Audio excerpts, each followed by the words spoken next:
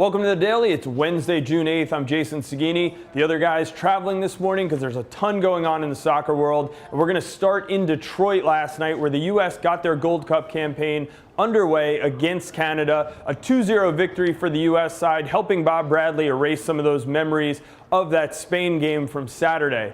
Jozy Altidore with a great performance. I think all U.S. fans really want to see that out of him. He had the opening goal and assisted on Clint Dempsey's goal later in the game. Canada pressed the game late. Tim Howard had to stand on his head, make a couple great saves, but the U.S. held on for a 2-0 victory and is atop the group. In the other game of Group C, Panama got out to a 3-0 lead over Guadeloupe. Guadeloupe went down a man, but did manage to fight back for 2 goals. It wasn't enough in the end. Panama also on 3 points now in that group. For full highlights, you can check out CONCACAF.com. Of course, we're going to have coverage of the whole tournament here on MLSsoccer.com.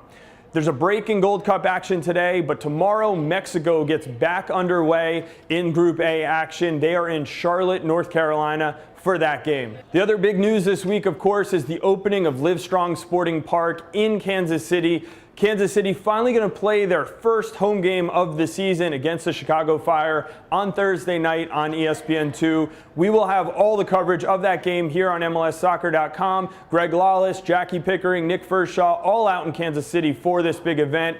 And you can catch a special edition of Extra Time Radio today on iTunes and Buzzsprout. It will come out later this afternoon. Nick and Greg doing what they do out in Kansas City. Should be a fun show. One other game that I have to mention tonight is the Columbus Crew hosting Real Salt Lake. Real Salt Lake, of course, got that great performance last week from Gene Alexander, playing at forward instead of his usual holding midfield position. We'll see if they continue with that against a Columbus team who's very good at home, undefeated, and they don't give up a lot of goals. So it should be a good game tonight. You can catch that game on Matchday Live or on the Direct Kick package.